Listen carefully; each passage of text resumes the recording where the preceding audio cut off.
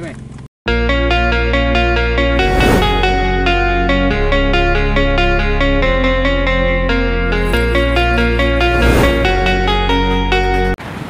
Oke, assalamualaikum warahmatullahi wabarakatuh. Kembali lagi bersama JA94 Channel. Kali ini kita akan liput langsung penanaman mangrove di Desa Tepin Pukat, Kecamatan Nur Salam, Kabupaten Aceh Timur.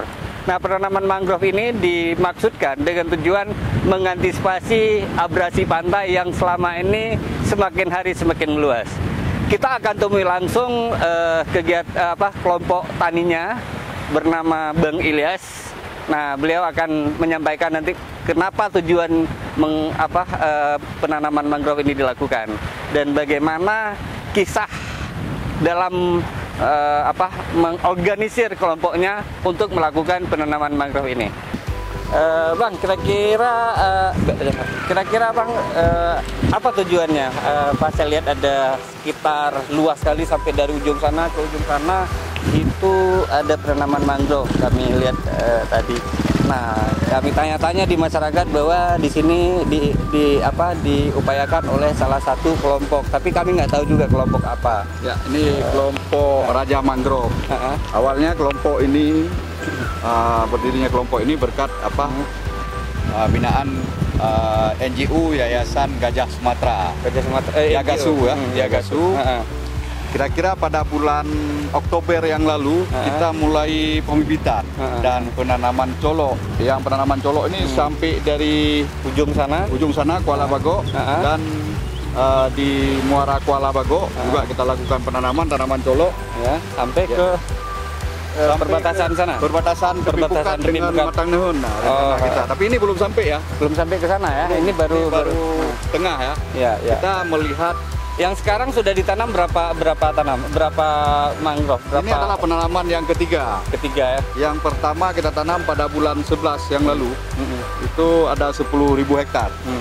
Yang kita tanam di sebelah sungai sana ya. Itu tanam colok sebanyak 25.000 bibit. Bibit bako banda namanya ya. Atau bangka. Ya, bibit bangka. Kemudian kita tanam di sebelah sini Muara Kuala Bago. Penanaman tahap 2 itu 10.000 juga. Namun capaian hektarnya nggak sampai, sekitar 8 hektar lah atau 9 hektar waktu itu. Nah, oke lah. Dari penanaman dari 10.000 hektar dan juga dilanjutkan sekarang dengan penanaman sekarang, itu tujuannya apa kira-kira, Pak?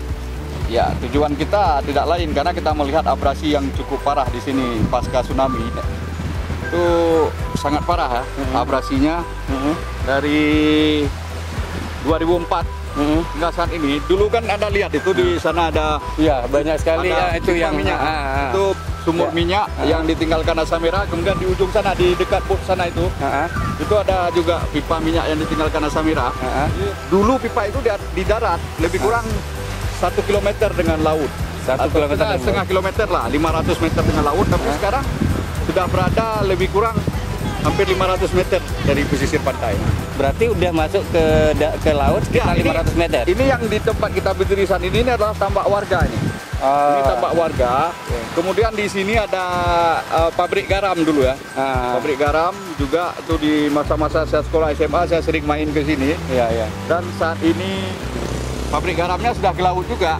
Dan tambak warga sudah banyak ke laut. Jadi kalau kita biarkan pantai ini terus abrasi, kemungkinan ini tambak warga ini tempat penghasilan. Dan mungkin jangankan tambak warga, mungkin pemukiman warga juga bisa Yang kita sayangkan ini ujung di Muara Kuala Bago ini itu sekitar 50 meter lagi dengan laut, antara sungai dengan laut, Bang Jupri. Nah, ini sangat kita sayangkan jika laut ini sudah menghantam yang 50 meter ini, tentunya bot nelayan nanti nggak bisa lewat lagi ke laut. Ini yang kita berarti tujuannya adalah untuk mengantisipasi abrasi pantai. Yang pertama, yang kedua ini adalah pelestarian lingkungan pantai. Dan dengan ada mangrove nanti udang dan ikan bisa. Iya, itu kan banyak habitat nanti ini, Bang Jupri di sini. Banyak habitat yang akan kepiting, habitat dan masyarakat bisa dengan kita tanam ini tumbuh ya. Kemudian laut ini akan bergeser lagi ke sana. Tentunya ini tambak warga sudah bisa digunakan lagi. Ini manfaatnya. sangat luar biasa, dan kita melihat hari ini kalau bukan kita siapa lagi Bang Jupri? Ini luar biasa, luar biasa. Bukan kalau bukan kita siapa lagi yang mau seperti ini kan? Yang mau seperti ini nggak mungkin ya orang. Ini kan NGO, ini NGO dari Prancis mau menanam, apalagi kita yang di sini Bang Jupri. Tentunya kita harus jaga sendiri ya. Setelah ditanam, manfaatnya bukan untuk mereka saja. Mungkin mereka hanya mendapat karbon, tetapi kita mendapatkan secara langsung ya. Tambak bisa di ini lagi, dan udang-udang udah bisa hidup lagi kan? Ya, kemudian ini bisa manfaatnya juga Bang Jupri, kalau kayunya sudah besar nanti kan bisa dimanfaatkan yang kecil-kecil yang bisa dipotong untuk masyarakat ya kan. Bukan semuanya dipotong Bang. Tapi yang penting cabang-cabangnya, yang batang utamanya tetap dijaga, dilestarikan. Tetap dijaga, dilindungi, dan kita mengharapkan ini, kita selama ini kerjasama hanya dengan Yagasu. Tapi alhamdulillah yang kita tanam yang dulu itu sekitar 40-50% itu tumbuhnya Bang Jupri. Dari kondisi sekarang, apakah pemerintah melirik dengan mencontohkan hal ini untuk dilakukan kepada pantai-pantai lain kira-kira Bang? Ya, saya rasa ini bukan kerjasama dengan pemerintah tapi saya rasa ini ada dukungan juga dari pemerintah. Kenapa saya katakan demikian Bang Jupri? Karena selama ini pemerintah juga sedang menggalakkan untuk penghijauan di pesisir pantai terutama pemerintah Aceh Timur. Nah, tapi kita hari ini belum bekerja sama dengan pemerintah, tapi masih bekerja sama dengan NGO, bekerja sama dengan pemerintah, Bang. Nah, kira-kira harapan Bang,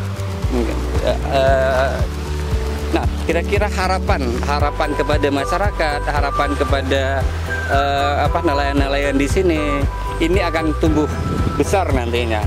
Nah, apa kira-kira harapan untuk menjaga ini tetap lestari Bang?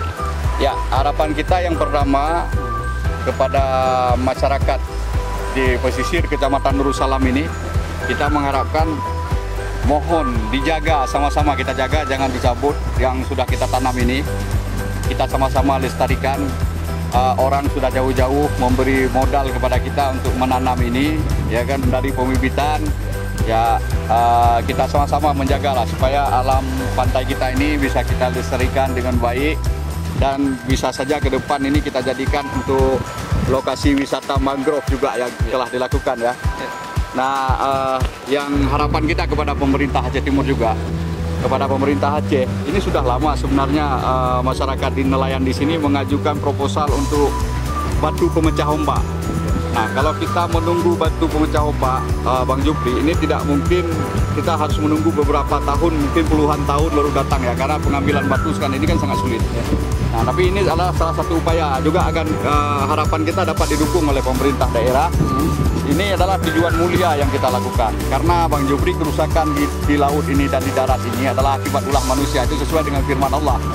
Nah, ini yang harapan kita semua kepada masyarakat. Jangan kita rusak alam ini lagi. Mari kita jaga, mari kita berbuat yang terbaik untuk alam ini. Nah, gitu Bang.